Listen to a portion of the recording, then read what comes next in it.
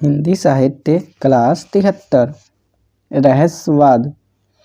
तो रहस्यवाद में दो अप्रोच है, एक है अर्थ और दूसरा है प्रकार। अर्थ क्या है? जीव और ईश्वर के मध्य ऐसा संबंध जहाँ एकत्व की कामना हो और इस पूरी प्रक्रिया में रहस्य का तत्व भी उपस्थित रहे। जीव और ईश्वर के मध्य ऐसा संबंध जहाँ एकत्व की कामना हो और इस पूरी प्रक्रिया में रहस्य का तत्व भी उपस्थित रहे। प्रकार दो प्रकार से हैं, एक है साधनात्मक रहस्यवाद, दूसरा है भावनात्मक रहस्यवाद। साधनात्मक जो है वो भारत है, भारतीय है मतलब भारत, और भावनात्मक जो है वो सूफी है। अब हम देखें वर्ग ग के क्वेश्चन नंबर 6 का उत्तर जो है वो देखते हैं। इसमें पहला पॉइंट है, अद्वैतवाद शंकराचार्य का दर्शन है जिसे भारतीय दर्शन परंपरा में सर्वाधिक सम्मान प्राप्त है, किंतु अद्वैतवाद में कुछ ऐसे तत्व समाहित हैं जो उसे भक्ति का विरोधी बनाते हैं। उदाहरण के लिए अद्वैतवाद आत्मा और ब्रह्म के एकत्व पर बल देता है, जबकि भक्ति के लिए द्वैत जरूरी माना गया है। इसी प्रकार अद्वैतवाद का दावा है कि मोक्ष की प्राप्ति सिर्फ ज्ञान मार्ग पर चलकर हो सकती है। भक्ति का महत्व सिर्फ इतना है कि वह मुमुक्षु में एकाग्रता बढ़ा सकती है।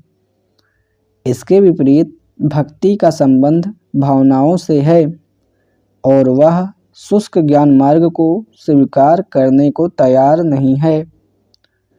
पुनः अद्वैतवाद जगत को मिथ्या मानता है, जबकि भक्तों का आग्रह है कि यह जगत ईश्वर की ही लीला और अभिव्यक्ति है।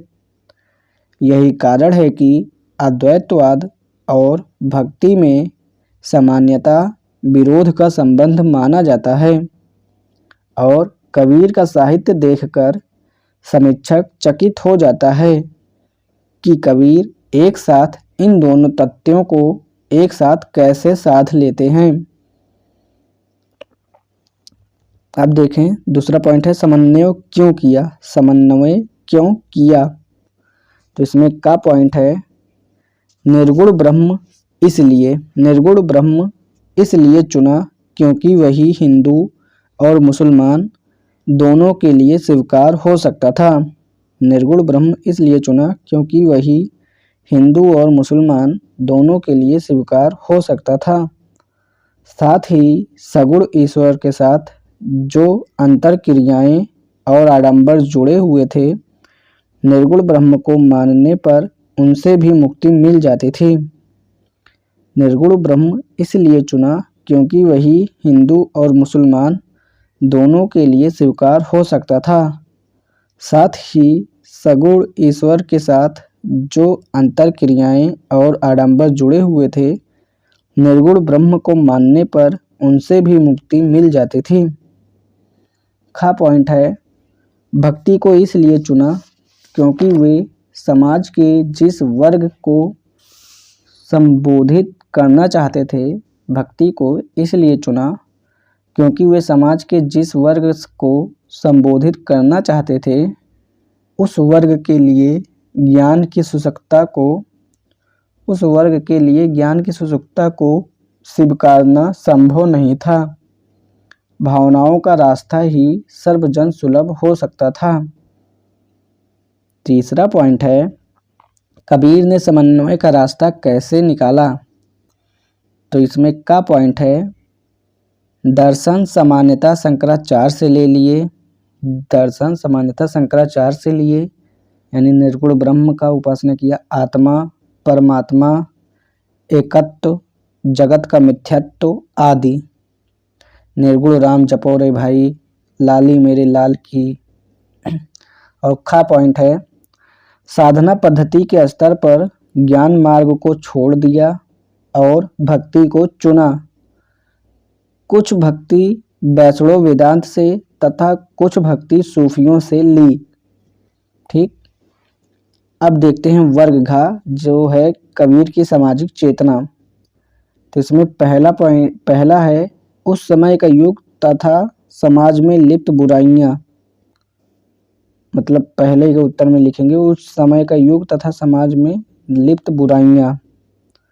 दूसरा है कबीर का व्यक्तित्व बाकी समाज सुधारकों पर भारी क्यों। ये लिखना है कबीर का व्यक्तित्व बाकी समाज सुधारकों पर भारी क्यों। तीसरे प्रश्न में लिखना है सामाजिक प्रतिक्रियाएं। सामाजिक प्रतिक्रियाओं में पहला है युग या समाज। युग या समाज में सामंती युग था या मध्यकालीन युग था। धर्म में आडंबर और सांप्रदायिकता। तो आडंबर जो है वो रूढ़िवाद या शास्त्रवाद है। सांप्रदायिकता जो है वो दो धर्मों के बीच भी हो सकती है, एक धर्म के अंदर भी हो सकता है। तीसरा पॉइंट है विषमता मूलक समाज। युग या समाज में ही तीसरा पॉइंट है विषमता मूलक समाज। विषमता मूलक समाज में है वर्ग या जाति, लिंग विषमता, आर्थिक विषमता, भाषाई विषमता। आर्थिक विषमता में है बिलासी वर्सेस गरीब, मतलब बिलासी और गरीब, संस्कृत वर्सेस लोक भाषा, भाषाई विषमता में है। ठीक।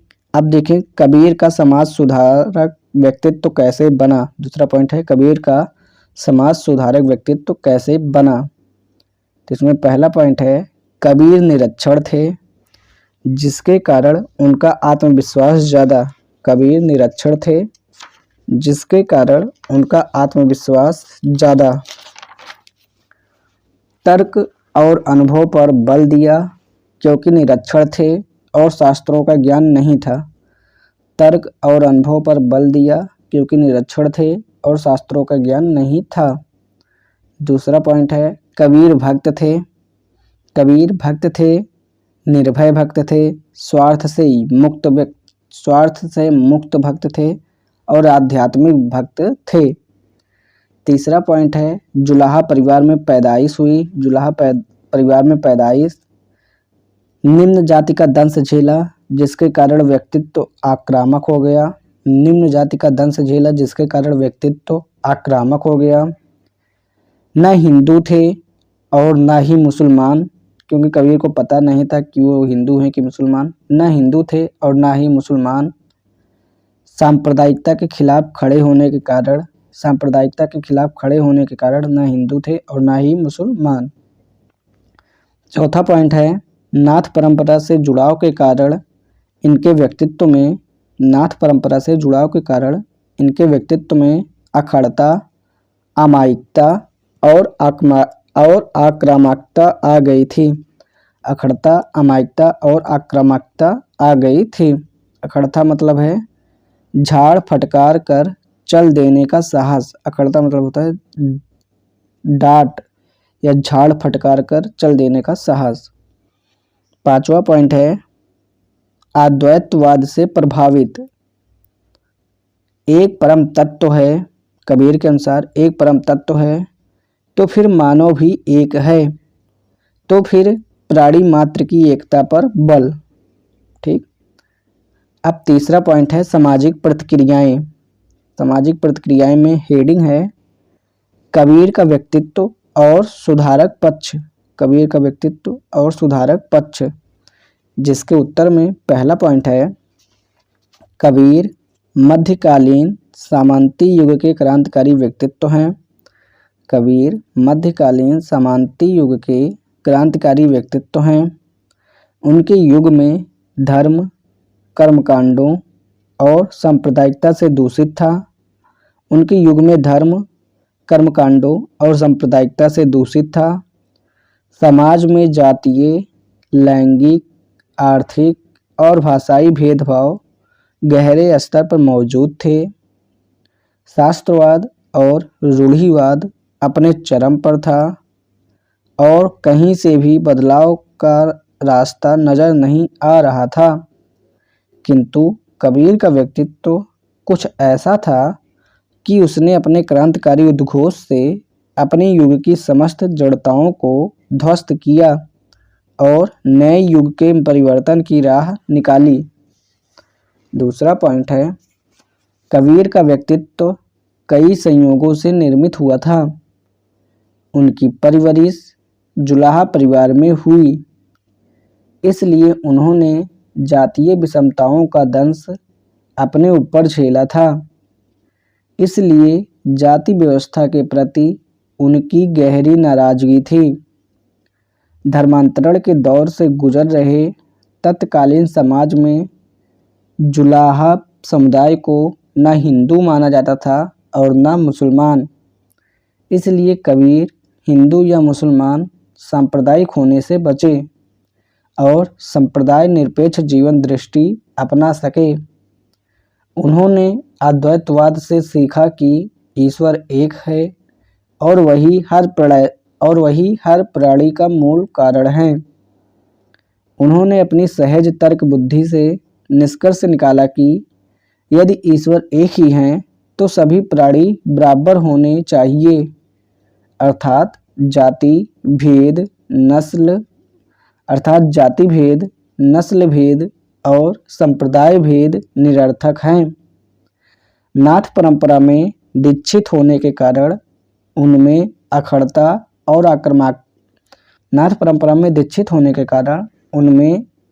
अखंडता और आक्रामकता कूट कर भरी थी और भक्त हो जाने के कारण निस्वार्थता और सहृदयता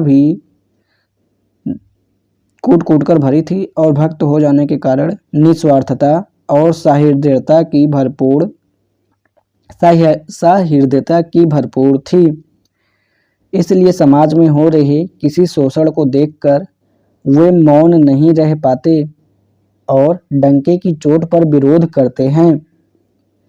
सबसे बड़ी बात थी कि वह निरक्षर थे और इसलिए उन सभी शास्त्रों से अपरिचित थे जो रूढ़ियों को सही सिद्ध करते थे और क्रांतिकारी व्यक्ति का आत्मविश्वास छीन सकते थे।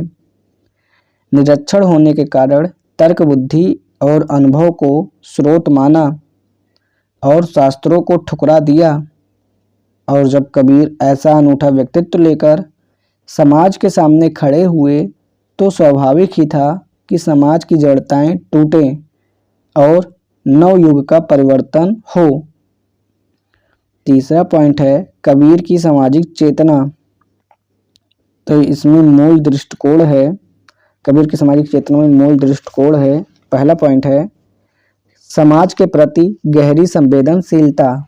समाज के प्रति गहरी संवेदनशीलता, जिसमें एग्जाम्पल है सुखिया सब संसार है, खावे अरु सोए।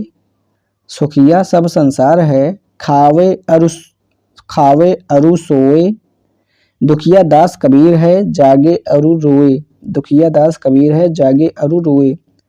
सुखिया सब संसार है, खावे अरु सोए। दुखिया दास कबीर है, जागे अरु रोए। ठीक। दूसरा पॉइंट है समाज को बेहतर बनाने के लिए प्रचंड आत्मविश्वास तथा घर फूंक मस्ती।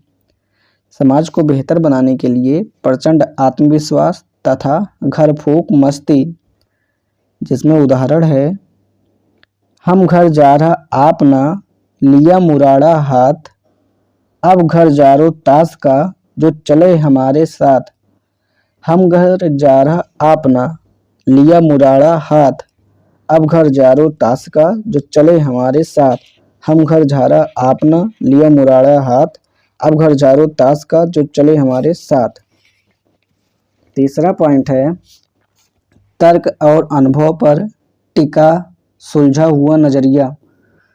तर्क और अनुभव पर टिका सुलझा हुआ नजरिया, जिसमें एग्जाम्पल है कागज लेखी के बजाय आखन देखी। कागज लेखी के बजाय आखिन देखी, ये जो एग्जाम्पल है। पोथी पर जगमुआ, ये एग्जाम्पल जो है। मेरा तेरा मन हुआ कैसे एक होई रे, ये जो एग्जाम्पल ये इसमें लिख देना है तर्क और अनुभव पर टिका हुआ सुलझा हुआ नजरिया में।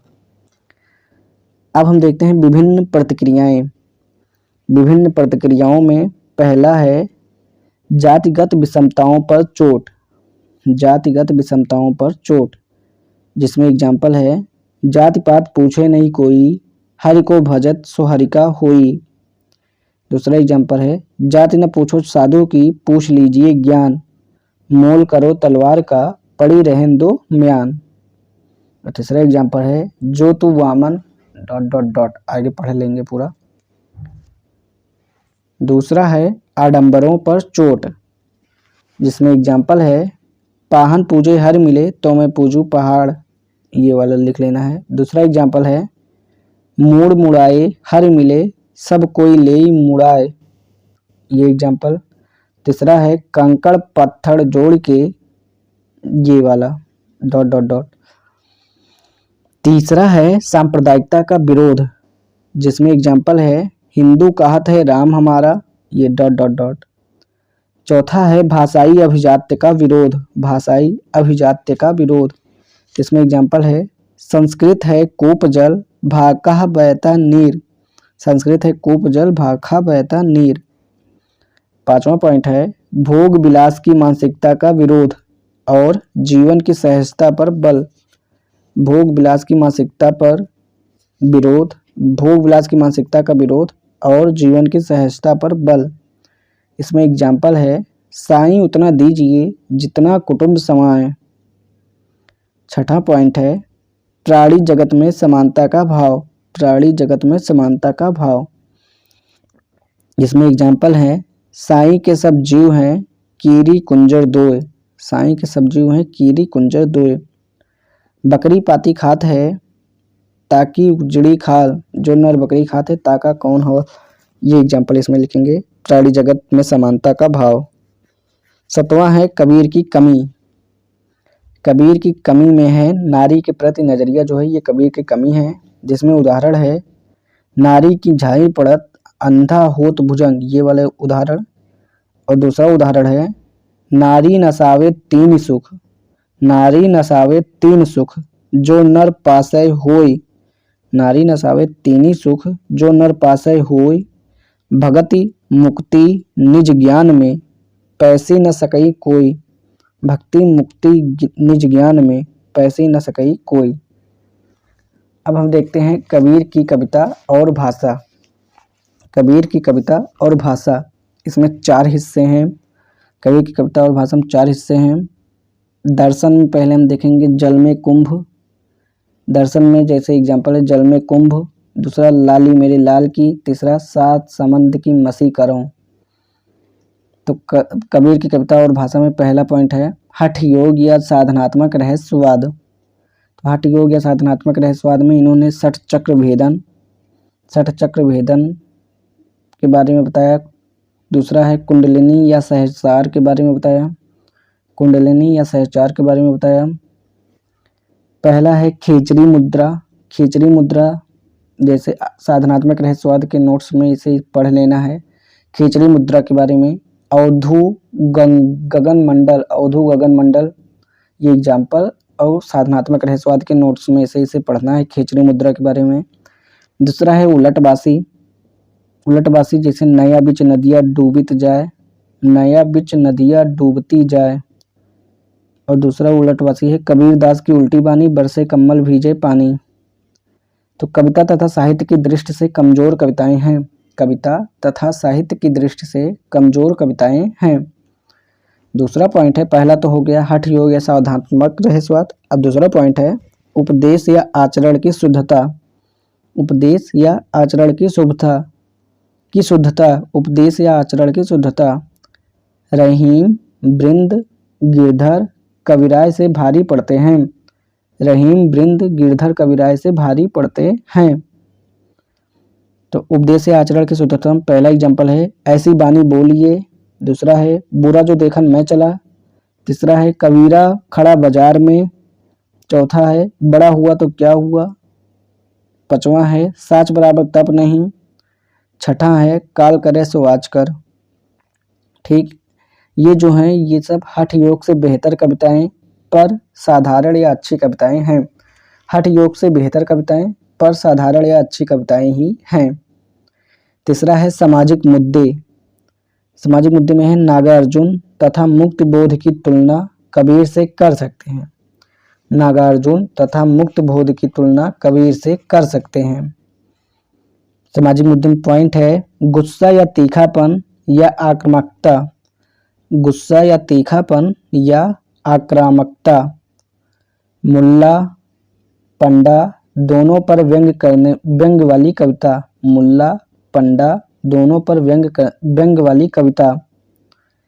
दूसरा पॉइंट है सामाजिक मुद्दे में पॉइंट है सहजता भी, यानी सामाजिक चेतना वाला उदाहरण देना है। सहजता भी सामाजिक चेतना वाला उदाहरण। फिर पॉइंट है सामाजिक मुद्दे में कविताएं शानदार हैं, समाज से टकराने वाली कविताएं हैं। कविताएं शानदार हैं यानी समाज से टकराने वाली कविताएं। चौथा है माधुर्य भाव। माधुर्य भाव में 2 पॉइंट है बैसड़ो भाव, सूफी भाव। बैसड़ो भाव में है प्रेमी प्रेमिका के संबंध का भाव छोड़कर सारे संबंध का था। माधुर्य भाव में बैसड़ो भाव में है प्रेमी प्रेमिका के संबंध का भाव छोड़कर सारे संबंध का था। इसमें एग्जाम्पल है हरिजननी, हरिजननी ... और दूसरा एग्जाम्पल है मैं तो कुत्ता राम का ... यह कविताएं। और चौथा पॉइंट है यह कविताएं माधुर्य भाव में विद्यापति, सूरदास या बिहारी या घनानंद को टक्कर देती हैं। यह कविताएं माधुर्य भाव में विद्यापति, सूरदास, बिहारी, घनानंद को टक्कर देती हैं। और सूफी भाव में इनका एग्जाम्पल है तलफे बिन और मन मस्त। तलफे बिन बालम मोर जिया वो वाला एग्जाम्पल और मन मस्त वाला एग्जाम्पल। तो इसी के साथ लेक्चर नंबर 73 यहीं पर समाप्त होता है। हिंदी साहित्य क्लास 74 वर्ग अंगा। वर्ग अंगा में हम क्वेश्चन नंबर 4 का उत्तर देखेंगे। उत्तर में पहला पॉइंट है कबीर का व्यक्तित्व, कबीर का कवित्व, कबीर का कवित्व हिंदी समीक्षा में गंभीर विवाद का क्षेत्र रहा है। एक ओर कुछ परंपरावादी आलोचक उनकी कविताओं का परीक्षण काव्य शास्त्रीय नजरिए से करते हुए उन्हें खारिज करते हैं, तो दूसरी तरफ आचार्य हजारी प्रसाद द्विवेदी जैसे समीक्षक नए प्रतिमानों को गढ़ते हुए उन्हें 1000 वर्षों के हिंदी साहित्य का महानतम कवि घोषित करते हैं। दूसरा पॉइंट है वस्तुतः कबीर की कविताओं का बहुत सीमित हिस्सा दर्शन पर आधारित है। यदि उनके समस्त साहित्य को देखें तो उनकी कविताओं को विषय वस्तु के आधार पर 5 वर्गों में विभाजित किया जा सकता है। वस्तुतः कबीर की कविताओं का बहुत सीमित हिस्सा दर्शन पर आधारित है। यदि उनके समस्त साहित्य को देखें तो उनकी कविताओं को विषय वस्तु के आधार पर 5 वर्गों में विभाजित किया जा सकता है, जिसमें पहला पॉइंट है दर्शन से जुड़ी कविताएं। दूसरा पॉइंट है हठ योग और साधनात्मक रहस्यवाद। तीसरा पॉइंट है उपदेश से जुड़ी कविताएं। चौथा पॉइंट है समाज से जुड़ी कविताएं। और 5वां पॉइंट है माधुर्य भाव से जुड़ी कविताएं। ठीक। तीसरा पॉइंट है उपर्युक्त वर्गीकरण से स्पष्ट है कि दर्शन पर आधारित कविताएं कबीर के काव्य का एक छोटा सा अंश हैं। उनकी आधी से अधिक कविताएं दार्शनिक पद्य मात्र हैं। ऐसा कहना उचित नहीं है। चौथा पॉइंट है दूसरा प्रश्न यह है कि कबीर की जो कविताएं दर्शन से प्रभावित हैं उन्हें कविता मानना उचित होगा या नहीं,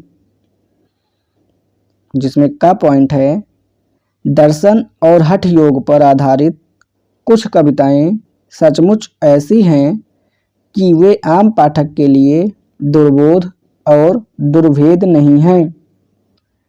पारिभाषिक शब्दावली और जटिल प्रतीकों से भरी ऐसी कविताएं यदि साहित्य में शामिल कर भी ली जाएं तो उन्हें निम्न कोटि के साहित्यिकता से युक्त माना जाएगा। उदाहरण के लिए षट चक्र भेदन के दौरान खेचरी मुद्रा का यह उदाहरण अवधू गगन मंडल ... खा पॉइंट है कुछ कविताएं ऐसी हैं जो दर्शन पर आधारित हैं, किंतु अपने दार्शनिक प्रभावों के बावजूद आम पाठक को न सिर्फ समझ में आती हैं बल्कि प्रभावित भी करती हैं। ऐसी कविताओं को न सिर्फ साहित्य में रखा जाना चाहिए बल्कि पर्याप्त सम्मान भी दिया जाना चाहिए। उदाहरण के लिए निम्नलिखित दो दोहे अद्वैतवाद का दर्शन काव्योचित मार्मिकता के साथ प्रस्तुत करते हैं। जैसे पहला एग्जाम्पल है, मेरा मुझ में कुछ नहीं, जो कुछ है सब तो ... दूसरा एग्जाम्पल है, लाली मेरे लाल की, ठीक ... निष्कर्ष है, अतः कबीर की आधी से अधिक नहीं कुछ ही कविताएं दार्शनिक पद्य मात्र हैं। अतः कबीर की आधी से अधिक नहीं कुछ ही कविताएं दार्शनिक पद्य मात्र हैं, और जो कविताएं दार्शनिक पद्य हैं उनमें से कुछ अपवादों को छोड़ दें तो शेष साहित्यिकता के स्तर को छूती हैं। अतः उन्हें अच्छी कविताओं में शामिल किया जाना चाहिए। वर्ग अंगा में क्वेश्चन है, क्वेश्चन पहले का उत्तर है, क्वेश्चन 1 है, क्वेश्चन 1 के उत्तर में हम देखेंगे, वर्ग अंगा में क्वेश्चन 1 के उत्तर को हम देखेंगे। इसमें पहला पॉइंट है, कबीर के कवित्व पर गंभीर विवाद रहे हैं। कबीर के कवित्व पर गंभीर विवाद रहे हैं। दूसरा पॉइंट है, कबीर के कविताओं पर कोई भी निष्कर्ष निकालने से पहले ध्यान रखना चाहिए कि उनका काव्य अत्यंत वैविध्यपूर्ण है। निष्कर्ष तब गलत होते हैं जब हम किसी एक वर्ग की कविताओं को उनकी समस्त कविताओं का प्रतिनिधि मान लेते हैं। वस्तुतः कबीर की कविता विषय वस्तु की दृष्टि से निम्नलिखित 5 प्रकार के हैं: दर्शन, हठ योग और साधनात्मक रहस्यवाद, देश, उपदेश। दर्शन, हठ योग और साधनात्मक रहस्यवाद, उपदेश, समाज, माधुर्य भाव। तीसरा पॉइंट है, निसंदेह कबीर की कविताओं का एक बड़ा हिस्सा ऐसा है जिनमें वे उपदेश देते हुए नजर आते हैं। वे संत थे, इसलिए स्वाभाविक तौर पर अपने श्रोताओं को सदाचरण की राह पर चलने के लिए प्रोत्साहित करते थे। उनकी उपदेशात्मक कविताओं में कुछ कविताएं ऐसी हैं जिनको सुनकर विचार तो मिलता है किंतु भावोन्मेष नहीं होता है। जैसे एग्जाम्पल है, माया मुई न मन मुआ, और दूसरा है, मन के मते न चलिए। किंतु कबीर की कई उपदेशात्मक कविताएं ऐसी हैं जो उपदेश देने के साथ साथ भावोन्मेष भी करती हैं। वे पवित्र आचरण से जुड़ी कोई सीधी सरल बात श्रोता को समझाकर उनके मर्म को छू लेती हैं। जैसे एग्जाम्पल है, ऐसी बानी बोलिए। दूसरा एग्जाम्पल है, बुरा जो देखन मैं चला। चौथा पॉइंट है, यदि कबीर काव्य पर गहराई से ध्यान दें तो बहुत सी कविताएं ऐसी भी हैं जिनमें उपदेशात्मकता अनुपस्थित है किंतु भाव प्रवणता अद्भुत तरीके से विद्यमान है। विशेष रूप से जब वे सूफियाना भाव से ईश्वर से प्रेम संबंध स्थापित करते हैं या फिर वैष्णवों के भाव से ईश्वर के साथ मित्र या पुत्र जैसा संबंध में आते हैं, वहाँ उनकी भावुकता देखती ही बनती है। जैसे एग्जाम्पल है, तलफे बिन बालम मोरजिया। दूसरा एग्जाम्पल है, हरिजननी। निष्कर्ष अगर हम देखें, अतः कबीर की कुछ कविताएं भले ही उपदेश प्रधानता के कारण भावोन्मेष न कर पाती हों किंतु अधिकांश उपदेशात्मक कविताएं अपनी प्रकृति में भाव प्रवणता को भी समाहित करती हैं और उनकी कविताओं का एक बड़ा हिस्सा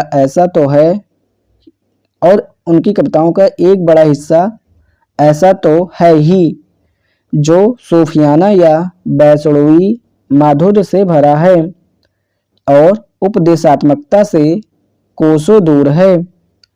अतः कबीर की कविता उपदेश भी देती है तथा भावोन्मेष भी करती है। वर्ग अंगा में क्वेश्चन 2 का उत्तर है। क्वेश्चन 2 के उत्तर में पहला पॉइंट है, कबीर 1000 वर्षों में हिंदी साहित्य के महानतम कवि हैं और उनकी महानता को यदि एक शब्द में समेटना है तो वह है, यदि उनकी महानता को एक शब्द में समेटना है तो वह है सहजता, या तो वह है सहजता। यदि उनकी महानता को एक शब्द में समेटना है तो वह है सहजता। वे अपने मन की बात बिना किसी लाग लपेट के कहते हैं और चूंकि वे वाणी के डिक्टेटर या भाषा के बादशाह हैं, इसलिए उनकी बात एकदम सीधे श्रोता के हृदय तक पहुंचती है। दूसरा पॉइंट है, पहला प्रश्न है कि कबीर के भाव सीधे हृदय से क्यों निकलते हैं और इसमें अनूठापन क्या है। भाव हर व्यक्ति के मन में होते हैं, परंतु कभी भी वे पारिवारिक सामाजिक दबावों के कारण, कभी व्यक्तिगत मजबूरियों से और कभी किसी स्वार्थ के वशीभूत होकर अपनी सहज अनुभूतियां व्यक्त नहीं करता, बल्कि वह कहता है जो उसके हितों के अनुकूल हो। आज की भाषा में कहें तो वह पॉलिटिकली करेक्ट रहना चाहता है। चूंकि कबीर आज की भाषा में कहें तो वह पॉलिटिकली करेक्ट रहना चाहता है। चूंकि कबीर मूलतः भक्त हैं, स्वार्थ और भय से मुक्त हैं, अतः उनके पास अपने मूल भावों को छिपाने और कृत्रिम भावों को ओढ़ने की कोई वजह नहीं है। इसीलिए कहीं कहीं इनकी भाषा इतनी मधुर हो जाती है कि सूर और विद्यापति पीछे छूटने लगते हैं तथा कहीं कहीं इतनी तल्ख की कविता और गाली के बीच की विभेदक रेखा बहुत धूमिल होने लगती है, जैसे तल्फे बिन बाल मोजिया और जो तो बाभन ... कबीर के द्वारा भोगा हुआ सच जाति तथा सांप्रदायिकता पर व्यंग्य करते हुए, कबीर के द्वारा भोगा हुआ सच जाति तथा सांप्रदायिकता पर व्यंग्य करते हुए। तीसरा पॉइंट है, कबीर की कविता सीधे श्रोता के हृदय पर चोट करती है। इसका मूल कारण उनकी महान व्यंग्य क्षमता है, जिसमें का पॉइंट है, तर्क ऐसा कि काटा ना जा सके, और खा पॉइंट है, भाषा इतनी कठोर कि सहा ना जा सके। जैसे एग्जांपल है, काकर पाथर जोड़ के ... मोड़ मुड़ाए ... चौथा पॉइंट है, चोट का एक अर्थ सकारात्मक भी होता है, जहां मर्म भेदने से इसका आशय होता है। कबीर की भावनात्मक कविताएं इस अर्थ में श्रोता के हृदय पर चोट करती हैं कि वह इस असीम माधुर्य को संभाल नहीं पाती। चोट का एक अर्थ सकारात्मक भी होता है, जहां मर्म भेदने से इसका आशय होता है। कबीर की भावनात्मक कविताएं इस अर्थ में श्रोता के हृदय पर चोट करती हैं कि वह इस असीम माधुर्य को संभाल नहीं पाती। वर्ग च है लोकप्रिय। वर्ग च है, क्वेश्चन नंबर 1 है लोकप्रिय क्यों। क्वेश्चन नंबर 1 है लोकप्रिय क्यों। इसके उत्तर में पहला पॉइंट है, लोक भाषा का प्रयोग। दूसरा पॉइंट है, कठोर भाषा का प्रयोग व्यंग्य यानी आडंबरों पर, कठोर भाषा का प्रयोग यानी आडंबरों पर व्यंग्य करने के लिए। और दूसरा है, वंचित वर्गों को अच्छा लगता था। कठोर भाषा का प्रयोग 2 कारणों से किया, एक तो व्यंग्य करने के लिए आडंबरों पर, और दूसरा वंचित वर्गों को अच्छा लगता था। तीसरा पॉइंट है, न हिंदू या न मुसलमान, न हिंदू है या न मुसलमान, इस वजह से लोकप्रिय हैं। चौथा पॉइंट है, निर्गुण ईश्वर की बात से हिंदू मुस्लिम साथ, निर्गुण ईश्वर की बात से हिंदू मुस्लिम साथ, इस वजह से लोकप्रिय हैं। चौथा पॉइंट है सारे मुक्तक लिखे, इस वजह से लोकप्रिय हैं। पांचवा पॉइंट है सरल भाषा तथा सरल सेख दिया, सरल भाषा तथा सरल सेख दिया, इस वजह से लोकप्रिय हैं। और आखिरी पॉइंट है लोकप्रिय में सधुक्कड़ी भाषा या पंचमेल खिचड़ी भाषा का प्रयोग किया, इस वजह से लोकप्रिय हैं। तो इसी के साथ लेक्चर नंबर 74 हिंदी साहित्य का यहीं पर समाप्त होता है।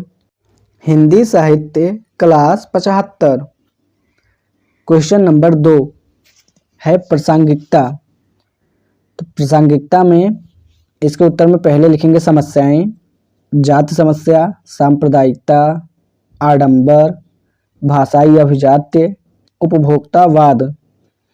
दूसरा लिखेंगे नजरिया या व्यक्तित्व, यानी आँखें देखी, साइंटिफिक टेम्पर है, अखंड विश्वास है, तो नजरिया या व्यक्तित्व लिखेंगे। और तीसरे पॉइंट में लिखेंगे साहित्यिक प्रासंगिकता, जिसमें आम आदमी साहित्य के केंद्र में, जिसमें आम आदमी साहित्य के केंद्र में है। अब हम देखते हैं यूपीएससी में कौन कौन से प्रश्न कबीर से पूछे गए हैं। तो कबीर से पूछे गए प्रश्न में पहला पॉइंट है, मतलब पहला है हठ योग को खारिज किया। यूपीएससी में कबीर से पूछे गए प्रश्न का उत्तर हम देखते हैं, जिसमें पहले प्रश्न का उत्तर है, 2 पॉइंट है पहले प्रश्न के उत्तर में, हठ योग को खारिज किया क्योंकि अनुभव उल्टा था। दूसरा है आडंबरों पर चोट, यानी तर्क और अनुभव से आडंबरों पर चोट। तीसरे उत्तर के पॉइंट में है कबीर का व्यक्तित्व तथा इनकी समस्याएं। 7वें प्रश्न के उत्तर में है भक्ति काल की शुरुआत कबीर से हुई है। कबीर का आधार आदिकाल था। आदिकाल में बौद्ध और जैन साहित्य का ज़्यादा प्रभाव था। चूंकि आचार्य शुक्ल के अनुसार कोई साहित्य उस समय के जनता के मन स्थिति का प्रतिबिंब होता है, तो यह कहना ठीक होगा कि जनता अनीश्वरत्व के निकट पहुंच चुके थे और कबीर ने निर्गुण ब्रह्म की भक्ति की ओर बल दिया। जिसमें हमें सिद्ध काव्यधारा सरापा के बारे में लिखना है, फिर लिख देना है इसके बाद। कबीर निर्गुण कहते जरूर हैं, पर आम जनता की आसानी के लिए निर्गुण और सगुण को मिला देते हैं। 9वें प्रश्न के उत्तर में लिखेंगे कबीर बहुत कुछ को अस्वीकार करने की क्षमता लेकर आए थे, परंतु कुछ आलोचकों का मानना है कि कुछ चीज़ों को स्वीकार भी किया। इसमें अस्वीकार किया जो है उसमें है जाति व्यवस्था, आडंबर, अभिजात्यवाद, सांप्रदायिकता, भाषाई अभिजात्य, नाथ परंपरा। और स्वीकार में है अद्वैतवाद को व्यापक रूप में स्वीकार किया, ज्ञान की जगह भक्ति को स्वीकार किया, रामानंद से राम का नाम स्वीकार किया, सूफियों से इश्क का तरीका स्वीकार किया, वैष्णवों से दास से भक्त के भाव को स्वीकार किया। स्वीकार किया में क्या क्या स्वीकार किया? अद्वैतवाद को व्यापक रूप में स्वीकार किया, ज्ञान की जगह भक्ति को स्वीकार किया, रामानंद से राम का नाम स्वीकार किया, सूफियों से इश्क का तरीका स्वीकार किया और वैष्णवों से दास भक्त के भाव को स्वीकार किया। 10वें प्रश्न के उत्तर में लिखेंगे ढाई आखर प्रेम का, ढाई आखर वो प्रेम वाला। फिर दूसरा पॉइंट है इसी में 10वें प्रश्न के उत्तर में पहली प्रेरणा अपने अनुभव से मिली जब हठ योग को नकारा, यानी गगना पगना डॉट डॉट डॉट। अगला पॉइंट है 10वें प्रश्न के उत्तर में दूसरी प्रेरणा उनको सूफियों से मिला, भावनात्मक रहस्यवाद की ओर बढ़े। दूसरी प्रेरणा उनको सूफियों से मिला, भावनात्मक रहस्यवाद की ओर बढ़े। तरफे बिन बालम मोर जिया, वो वाला एग्जाम्पल लिख देना है। अगला पॉइंट है प्रेरणा वैष्णवों से भी मिली, यानी वात्सल्य, सख्य तथा कहीं कहीं प्रेम का रूप भी। वात्सल्य, सख्य तथा कहीं कहीं प्रेम का रूप भी प्रेरणा वैष्णवों से भी मिली। क्यों चले इस रास्ते पे? अगला पॉइंट है क्यों चले इस रास्ते पे? तो योग की असफलता हो गई थी, इसलिए भक्ति की सर्वजन सुलभता या आसान या रोचकता के लिए। तो योग की असफलता, भक्ति की सर्वजन सुलभता, या आसान या रोचक।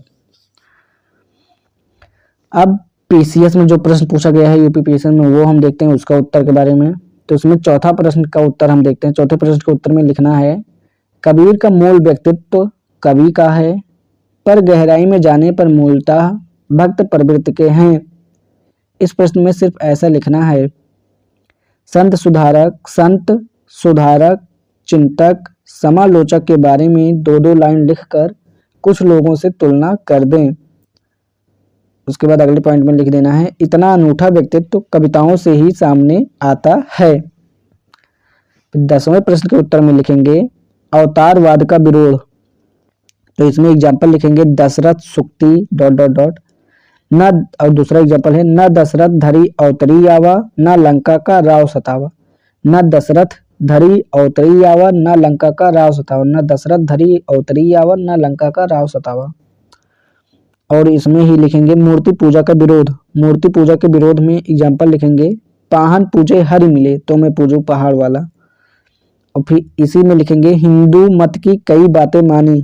हिंदू मत की कई बातें मानी, जैसे नवधा भक्ति और स्मरण को।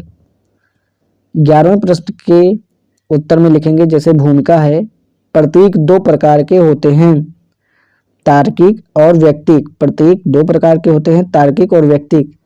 तार्किक जो है वो आम आदमी को तर्क के साथ समझ में आती है। तार्किक जो है वो आम आदमी को तर्क के साथ समझ में आती है, जिसमें एग्जाम्पल है, उलटबासी, सारे शब्दों का प्रयोग, यानी षट चक्र भेदन आदि, सारे शब्दों का प्रयोग, षट चक्र भेदन आदि।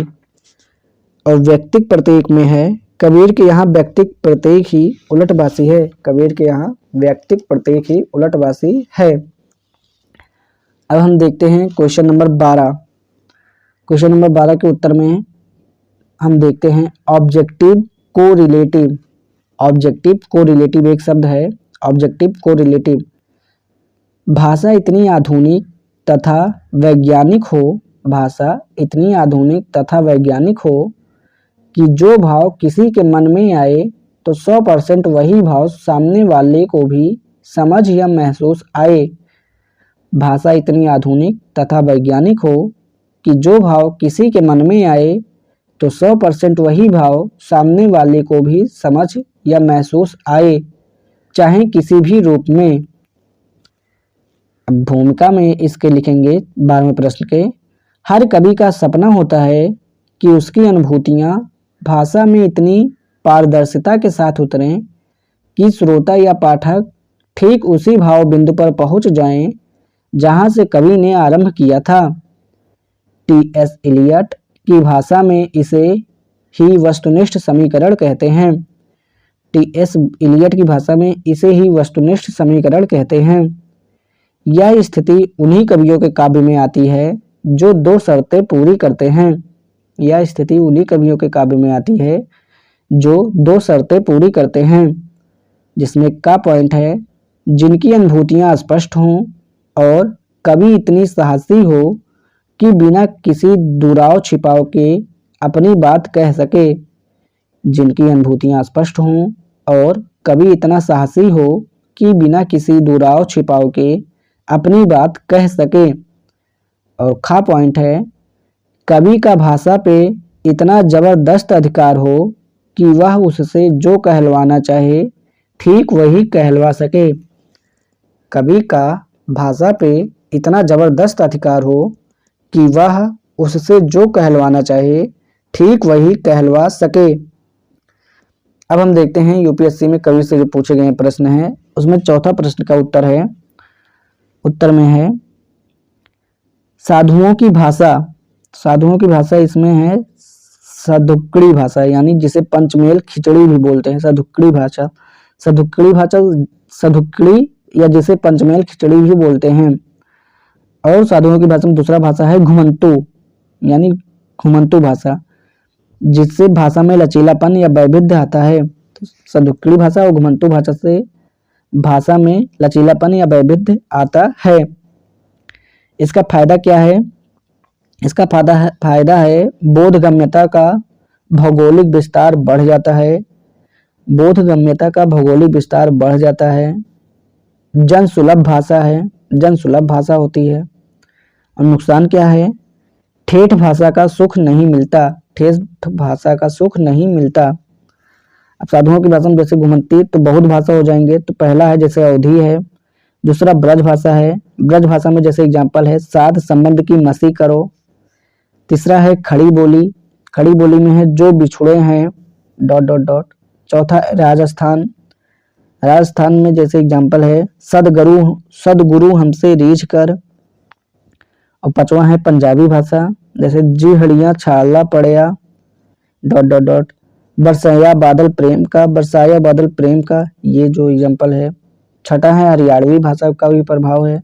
सातवां है फारसी, जैसे तलफे बिन बालम मोर जिया, वो वाला एग्जाम्पल।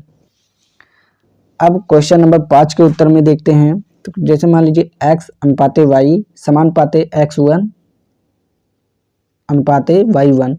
जैसे संवेदना, संवेदना अनुपाते अवधारणा समानुपाते राम विरह अनुपाते सामाजिक विवेक। संवेदना जो है इसका संबंध सामाजिक विवेक से होता है और अवधारणा का संबंध राम विरह से होता है। जैसे संवेदना मतलब होता है भावना, संवेदना मतलब भावना, जिसमें एग्जाम्पल है तलफय बिन बालम मोर जिया, वो वाला। मिलन की भावना भी है, मिलन की भावना भी है, जैसे हमारा यार है हम में हमी को, ये वाला एग्जाम्पल डॉट डॉट डॉट। अवधारणा में अगर बात करें तो शास्त्र नहीं है, शास्त्र पढ़े नहीं थे, प्रेम को जानते थे तो पोथी पढ़ पढ़, जैसे शास्त्र को पढ़े नहीं थे तो उसके बारे में नहीं लिखा, और प्रेम जानते थे प्रेम के बारे में लिखा। जैसे एग्जाम्पल है पोथी पढ़ी पढ़ी जगमुआ, वो वाला। सामाजिक विवेक में जैसे राम विरह, सामाजिक विवेक में क्या है? जैसा समाज कबीर चाहते हैं वैसा समाज प्रेम से बनेगा, जैसा समाज कबीर चाहते हैं वैसा समाज प्रेम से बनेगा। जैसे एग्जाम्पल है जाति पात पूछे नहीं कोई, जाति पात ना हो, उनका मतलब है जाति पात ना हो। दूसरा एग्जाम्पल है साईं के सब जीव हैं, साईं के सब जीव हैं, यानी संप्रदायवाद ना हो, तो ये भी उनका कहना है। तो इसी के साथ लेक्चर नंबर 75 हिंदी साहित्य का यहीं पे समाप्त होता है। हिंदी साहित्य क्लास नंबर 76। अब हम शुरू करते हैं निर्गुण प्रेमाश्रयी या सूफी काव्यधारा, निर्गुण प्रेमाश्रयी या सूफी काव्यधारा, जिसमें पहला प्रश्न है सूफी काव्यधारा की विशेषताओं पर विचार करें, सूफी काव्यधारा की विशेषताओं पर विचार करें, 3 स्टार। दूसरा प्रश्न है सूफी काव्यधारा में सांस्कृतिक समन्वय चेतना पर विचार करें और भारत के गंगा जमुनी की तहजीब के विकास में योगदान पर चर्चा करें, 5 स्टार। सूफी काव्यधारा में सांस्कृतिक समन्वय चेतना पर विचार करें और भारत के गंगा जमुनी की तहजीब के विकास में योगदान पर चर्चा करें, 5 स्टार। तीसरा प्रश्न है सूफी शब्द का अर्थ, 1 स्टार। चौथा प्रश्न है सूफी काव्यधारा का उचित नामकरण क्या होना चाहिए, 1 स्टार। पांचवा प्रश्न है सूफी काव्य परंपरा के ऐतिहासिक विकास पर चर्चा करें, 1 स्टार। छठा प्रश्न है सूफी काव्य कितना भारतीय तथा कितना अभारतीय, 3 स्टार। सातवां प्रश्न है सूफियों की प्रबंध कल्पना भारतीय या विदेशी, 2 स्टार। और आठवां प्रश्न है सूफियों का प्रेम भारतीय या विदेशी, 2 स्टार। अब हम देखते हैं जैसे एक शब्द है प्रेमाख्यान, प्रेमाख्यान का मतलब होता है प्रेम की प्रसिद्ध कहानियों से भरी काव्यधारा, प्रेम की प्रसिद्ध कहानियों से भरी काव्यधारा। और दूसरा एक शब्द होता है रोमांचक आख्यान, रोमांचक आख्यान में पहला नाम है मुल्ला दाऊद का, या जिन्हें दाऊद इब्राहिम भी बोलते हैं। दूसरा नाम है कुतुबन, कुतुबन जो है वो कुतुबन की कविता है कुतुब मीनार पर मिर्गी या मिर्गावती, तो कुतुबन के कुतुब मीनार पर मिर्गी या मिर्गावती, ये भी रोमांचक आख्यान है। और तीसरा है मंझन का मधुमालती, तो मंझन की रचना जो मधुमालती है वो भी रोमांचक आख्यान है। जब दो परंपराएं आमने सामने आती हैं तो क्या होता है? जब दो परंपराएं आमने सामने आती हैं तो संदेह होता है, फिर परिचम होता है, फिर लगाव होता है, फिर समासिकता होती है। संदेह, परिचम, लगाव, समासिकता। अब हम देखते हैं पद्मावत। तो पद्मावत में चित्तौड़ और सिंघल द्वीप के बारे में चर्चा है। चित्तौड़ में एक राजा है चित्रसेन। चित्रसेन कौन है, क्या है, ये नहीं पता है। तो चित्रसेन का एक पुत्र है नागमति। चित्रसेन का पुत्र है रत्नसेन। चित्रसेन का पुत्र है रत्नसेन और रत्नसेन की पत्नी है नागमति। उनसे एक बेटा होता है नागसेन। चित्तौड़ के राजा हैं चित्रसेन। चित्रसेन का बेटा है रत्नसेन। रत्नसेन की पत्नी है नागमति। रत्नसेन और नागमति से एक पुत्र होता है जिसका नाम है नागसेन। सिंघल द्वीप में गंधर्वसेन नाम के राजा हैं जिनकी पत्नी है चंपावती। और गंधर्वसेन और चंपावती की एक बेटी है जिसका नाम है पद्मावती। और एक है केवलसेन। केवलसेन से पद्मावती की शादी होती है। केवलसेन से पद्मावती की शादी होती है। तो ये नागसेन, पद्मावती, केवलसेन, इन्हीं के बारे में पद्मावत की कहानी है। तो ये हमें पढ़ना है। तो इसी के साथ क्लास नंबर 76 हिंदी साहित्य का यहीं पे समाप्त होता है। हिंदी साहित्य क्लास 77 संभावित प्रश्न वर्ग 1 प्रेम। तो पहला प्रश्न है पद्मावत के प्रेम तत्व या प्रेम दृष्टि या प्रेम दर्शन पर विचार करें। क्या यह कहा जा सकता है कि पद्मावत का सार तत्व प्रेम ही है? 3 स्टार।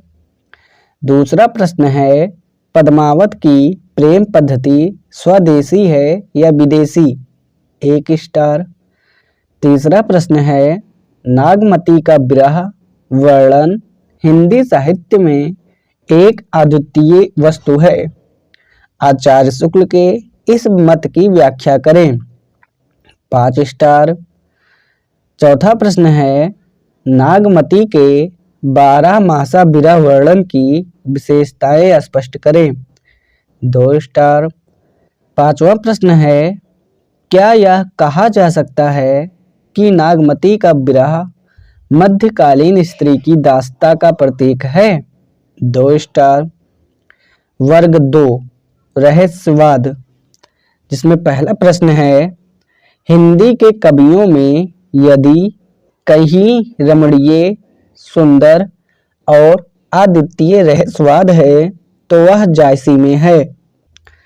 फिर से बोलता हूँ, हिंदी के कवियों में यदि कहीं रमणीय, सुंदर और अद्वितीय रहस्यवाद है तो वह जायसी में है, जिनकी भावुकता बहुत ही उच्च कोटि की है। शुक्ल जी के इस कथन का परीक्षण कीजिए। 4 स्टार। दूसरा प्रश्न है कबीर का रहस्यवाद जितना शुष्क है, जायसी का रहस्यवाद उतनी ही मधुर और सरस है। आचार्य शुक्ल के इस मत को आधार बनाकर कबीर और जायसी के रहस्यवाद में तुलना करें। 3 स्टार। वर्ग तीसरा है अन्योक्ति या समासोक्ति, जिसमें पहला प्रश्न है आपकी राय में पद्मावत अन्योक्ति या समासोक्ति है? सप्रमाण स्पष्ट करें। 2.5 स्टार। दूसरा प्रश्न है जायसी कितने सूफी हैं और कितने कवि हैं? पद्मावत के आधार पर निर्धारण करें। 2.5 स्टार। वर्ग 4 है प्रबंध कल्पना, जिसमें पहला प्रश्न है क्या पद्मावत को महाकाव्य कहा जा सकता है? सतर्क राय दें। 2 स्टार। दूसरा प्रश्न है पद्मावत की प्रबंध कल्पना फारसी मसनवियों के ढांचे पर है या इसे भारतीय परंपरा का काव्य माना जाता है? 2 स्टार। तीसरा प्रश्न है पद्मावत के काव्य रूप का निर्धारण करें। 2 स्टार। चौथा प्रश्न है, पद्मावत में प्रबंध काव्य के गुणों का निर्वाह उत्कृष्ट रूप में हुआ है। आचार्य शुक्ल की इस मान्यता पर विचार करें। 2 स्टार। वर्ग 5 अन्य प्रश्न, जिसमें पहला प्रश्न है, पद्मावत के शिल्प पक्ष पर विचार करें। 3 स्टार। दूसरा प्रश्न है, पद्मावत की कथा का सार प्रस्तुत करें। 1 स्टार। तीसरा प्रश्न है, आपकी राय में पद्मावत में कितना इतिहास है और कितनी कल्पना। 2.5 स्टार। चौथा प्रश्न है, क्या पद्मावत को त्रासदी के ढांचे पर समझा जाना उचित होगा। उसके कथानक की बुनावट को आधार बनाकर निष्कर्ष प्रस्तुत करें। 2.5 स्टार। पांचवा प्रश्न है, पद्मावत के लोक तत्व पर नाति दीर्घ निबंध लिखें। 5 स्टार। छठा प्रश्न है, फूल मरे पे मरे न बासु कथन के आलोक में जायसी की जीवन दृष्टि और प्रेम दृष्टि पर विचार करें। 2 स्टार। सातवां प्रश्न है, पद्मावत के कल्पना में इतिहास का पैबंध लगाने वाली काव्य चेतना के पीछे क्या कारण हो सकते हैं, विचार कीजिए। 2 स्टार। और आठवां प्रश्न है, ठेठ अवधी भाषा के माधुर्य और भावों की गंभीरता की दृष्टि से पद्मावत महाकाव्य निराला है। फिर से बोलता हूँ, ठेठ अवधी भाषा के माधुर्य और भावों की गंभीरता की दृष्टि से पद्मावत महाकाव्य निराला है। विवेचना कीजिए। 2 स्टार। इसी के साथ प्रश्न खत्म होता है। अब हम शुरू करते हैं। तो प्रेम जो है वो 4 प्रकार के हैं। 4 प्रकार का बताया गया है, जिसमें पहला है विवाह के बाद, दूसरा है प्रेम विवाह में परिणति, तीसरा है अंतापुर में, और चौथा है गुड़ा सरवण या स्वप्न दर्शन या चित्र दर्शन। विवाह के बाद में जो है, इसमें परिचय है, संघर्ष है, और जो प्रेम विवाह में परिणति वाला है वो रामचरितमानस में है। अंतापुर में जो है उसमें राजाओं का बहुपत्नी प्रेम दिखाया गया है, और जो गुड़ा सरवण या स्वप्न दर्शन या चित्र दर्शन के माध्यम से है, उसमें शुक्ल जी के अनुसार पद्मावत इसी प्रकार का प्रेम है। यानी शुक्ल जी के अनुसार पद्मावत में गुड़ा सरवण या स्वप्न दर्शन या चित्र दर्शन के माध्यम से प्रेम है। अब हम देखते हैं अभारतीय प्रेम और भारतीय प्रेम में तुलना। तो अभारतीय प्रेम में लोक पक्ष नहीं है, यानी ये लोक निरपेक्ष है, जबकि भारतीय प्रेम में लोक पक्ष है। अभारतीय प्रेम में विरह में पुरुष है, जबकि भारतीय प्रेम में विरह में नारियां हैं। अभारतीय प्रेम में परिहास यानी हंसी मजाक नहीं है, जबकि भारतीय प्रेम में परिहास यानी हंसी मजाक है। अभारतीय प्रेम में भावुकता में अव्यवहारिक हो जाना है, जबकि भारतीय प्रेम में व्यवहारिक यानी भावुकता में भी व्यवहारिक होना है। और अभारतीय प्रेम में 5वां पॉइंट है, गुण सरवण या स्वप्न दर्शन या चित्र दर्शन से प्रेम आरंभ। यानी अभारतीय प्रेम जो है वो गुण सरवण, स्वप्न दर्शन या चित्र दर्शन से आरंभ होता है, जबकि भारतीय प्रेम जो है वो आरंभ प्रेम का परिचय से, यानी भारतीय प्रेम का आरंभ परिचय से होता है। ठीक। और अभारतीय प्रेम में जो है वो दर्शन से प्रेम आरंभ होता है, मतलब दर्शन से प्रेम नहीं, वही गुण सरवण या स्वप्न दर्शन या चित्र दर्शन से प्रेम आरंभ होता है। ठीक। अब एक शब्द है परवसन, एक शब्द है पर्यवसान। पर्यवसान का मतलब है किसी में मर्ज होके समाप्त हो जाना। पर्यवसान का मतलब है किसी में मर्ज होके समाप्त हो जाना। और एक शब्द है पर्यवसित। पर्यवसित का मतलब है पर्यावसान हो जाना। पर्यवसित का मतलब है पर्यावसान हो जाना और पर्यावसान का मतलब है किसी में मर्ज होकर समाप्त हो जाना। और एक शब्द है तत्र प्लस तव। तत्र प्लस तव मतलब होता है वह होना। तत्र प्लस तव मतलब वह होना। तत्र मतलब वह, तव मतलब होना, वह होना। सर्व खलु इदम ब्रह्म। सर्व खलु इदम ब्रह्म एक शब्द है सर्व खलु इदम ब्रह्म। सर्व खलु इदम ब्रह्म मतलब होता है सब झूठ है, सिर्फ ब्रह्म ही सच है। सब झूठ है, सिर्फ ब्रह्म ही सच है। सर्व खलु इदम ब्रह्म। एक शब्द है वियोग। वियोग का मतलब होता है विप्रलम्भ। वियोग मतलब विप्रलम्भ। ठीक है, अब इसी के साथ क्लास नंबर 77 हिंदी साहित्य का यहीं पे समाप्त होता है। हिंदी साहित्य क्लास 78 जिसमें वर्ग 1 है वियोग या जिसको वियोग को ही विप्रलम्भ बोलते हैं, विप्रलम्भ भी बोलते हैं। तो वर्ग 1 है वियोग। तो विरह जो है वो 4 प्रकार के हैं। विरह जो है वो 4 प्रकार का है। पहला है पूर्व राग विरह, दूसरा है प्रवास विरह, तीसरा है मान विरह और चौथा है करुण विरह। पूर्व राग विरह, प्रवास विरह, मान विरह और करुण विरह। पूर्व राग विरह का मतलब है विरह कब हुआ। पूर्व राग विरह का मतलब है विरह कब हुआ। प्रवास विरह का मतलब है विरह क्यों हुआ। प्रवास विरह का मतलब है विरह क्यों हुआ। और मान विरह का मतलब है ईगो, यानी साथ रह के भी विरह। मान विरह का मतलब है ईगो।